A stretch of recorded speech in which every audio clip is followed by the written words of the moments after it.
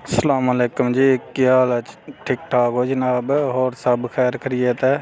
यह सरकार दुद्ध आह्ला मेला जी, पूरे पाकिस्तान च किते भी मेला नहीं हुंदा दुद्ध जिहदे ते पूरा मेले नूं दुद्ध पिआंदे ने। जिन्नी भी दुनिया आंदी है, लक्खां दी तदाद ते दुनिया आंदी है, हर किसे नूं दुद्ध पिआया जांदा है।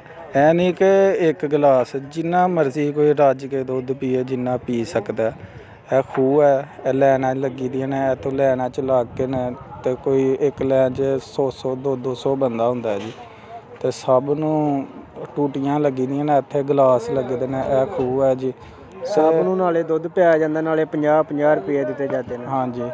ते पिछले मेले इमरान खान भी आया दा ही इत्थे, मेला वेख के गया, दुद्ध शुद्ध दा वेख के गया म्हौल। इस मेले खैर ओह् नहीं आया, इस मेले नवाज शरीफ आए दा ही ते शहबाज शरीफ, ओह् भी मेला वेख के गे ने ते मन गे ने कि वाकई पूरे पाकिस्तान च इंज दा असीं मेला नहीं वेख्या। ते बड़ा ही VIP म्हौल है।